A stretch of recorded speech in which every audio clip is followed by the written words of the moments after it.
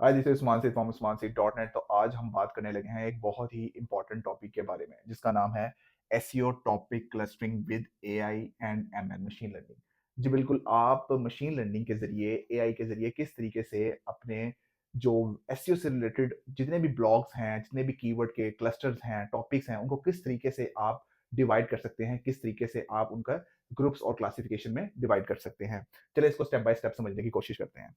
सबसे पहले, अगर आप अरेंज करते हैं अपने 200 ब्लॉग पोस्ट को, ठीक है? अब इसके अंदर ना एक जो सबसे इम्पोर्टेंट चीज़ है ना, वो समझना ज़रूरी है। ये जो आप सीखने जा रहे हैं ब्लॉग पोस्ट के टॉपिक के क्लस्टरिंग को, ठीक है? ये 2 डिफरेंट सिनेरियोज़ हैं इसके अंदर।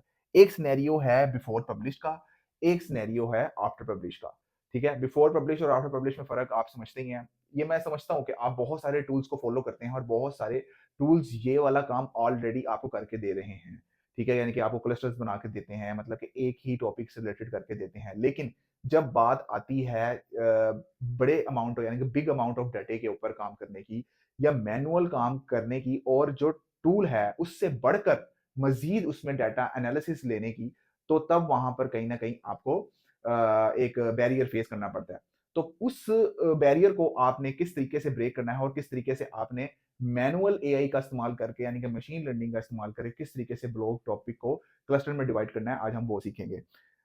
आपके 2 ही कंडीशन है, या तो आपके ब्लॉग पोस्ट पब्लिश हो चुके हुए हैं या आपके ब्लॉग पोस्ट आपने पब्लिश करने हैं।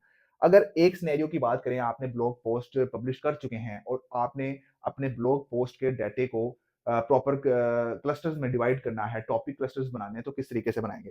सबसे पहले आपको स्टेप बाय स्टेप प्रोसेस को हमने फॉलो करना है। सबसे पहले आपको क्या चाहिए होगा, नंबर 1 पे डाटा।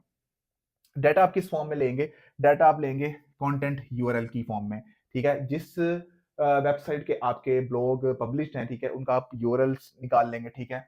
फुल टेक्स्ट टाइटल्स यानी कि जो आप उनका जो उनका टाइटल्स वगैरह हैं या उनकी जो मेन हेडिंग्स हैं, ठीक है? वो आप एक्सट्रैक्ट कर लेंगे और इसको आप एक्सपोर्ट करेंगे पूरी सीएसवी की फाइल के अंदर, ठीक है? इसके अंदर जो आपके कॉलम रहने वाले हैं, वो रहने वाले हैं, आपके पास आएगा यूआरएल, आपके पास आएगा टाइटल और आपके पास आएगा शॉर्ट बॉडी का कंटेंट। सेकंड नंबर पे जो आप टूल यूज करने लगे हैं, ठीक है, वो बड़े इंपॉर्टेंट है। टूल डेफिनेटली यहाँ पर आप यूज करने लगे हैं पाइथन नोटबुक, ठीक है, विद स्काईलर्न का एल्गोरिथम मशीन लर्निंग का, ठीक है, और इसके अंदर आप आईएफ और आईडीएफ और के मींस मशीन लर्निंग एल्गोरिथम को यूज करके अपने डाटे को डिवाइड करेंगे, ठीक है। अब ये जो एल्गोरिथम है, जो ये पूरा प्रोसेस होगा, ठीक है, ये आपके जो टॉपिक्स हैं, यानी कि जो आपके ब्लॉग्स के टॉपिक्स हैं, ठीक है, इसको डिवाइड करेगा किसके अंदर, ग्रुप्स के अंदर, डिफरेंट ग्रुप्स के अंदर ये डिवाइड कर देगा विद द सिमिलर टॉपिक, जो टॉपिक एक दूसरे से मिलते होंगे, ठीक है, यानी कि ग्रुप ए बना देगा, ग्रुप बी बना देगा, ठीक है, ग्रुप सी और ग्रुप डी बना देगा, जो भी आपकी वेबसाइट का जितना भी डाटा है ब्लॉग्स का, उसको ग्रुप में डिवाइड कर देगा। अगर हम इसकी आउटपुट की बात करें, तो जो आउटपुट आपको मिलने वाली है, वो मिलने वाला है cluster ID plus recommended internal link mapping. यानी कि आपको जो इसका आउटपुट मिलेगा, वो मिलेगा आपको एक कंप्लीट क्लस्टर्स बाय आईडीज मिल जाएंगे, ठीक है, यानी कि एक आईडी मिल जाएगा इस तरीके से, ठीक है, उसके अंदर जो है ना उसके रिलेटेड कीवर्ड्स हैं और उसका इंटरनल लिंक की मैपिंग मिल जाएगी, ठीक है, कि आप किस टॉपिक को किसके साथ इंटरलिंक कर सकते हैं, इंटरनल लिंकिंग कर सकते हैं, ठीक है। अगर यूज केस की बात करें, तो ये यूज होता है आपकी वेबसाइट की टॉपिकल अथॉरिटी को बिल्ड करने में, ठीक है, यानी कि आपकी टॉपिक अथॉरिटी को बिल्ड करने में मददगार साबित होगा। मतलब कि फॉर एग्जाम्पल आपका जो वेबसाइट के ऊपर कंटेंट है वो है बेस्ट एसईओ टूल्स, ठीक है, तो ये आपको उस रिलेटेड जो है वो रिलेटेड कीवर्ड्स को निकाल के देगा और उस रिलेटेड कीवर्ड्स को ही यूज करके आप अपने टॉपिकल अथॉरिटी वेबसाइट की बड़ी बढ़ा सकते हैं और आपको ये हेल्पफुल साबित होगा नेविगेशन इंप्रूवमेंट में। मतलब कि आप अपनी वेबसाइट की नेविगेशन जो है वो ज्यादा अच्छे तरीके से डिजाइन कर सकते हैं, उसका यूआई यूएक्स अच्छे तरीके से डिजाइन करके यूजर को बेहतर तरीके से नेविगेट कर सकते हैं। तो ये इसका कंप्लीट पर्पस है, यानी कि ये आज हमने सीखा है SEO topic clustering with AI और मशीन लर्निंग।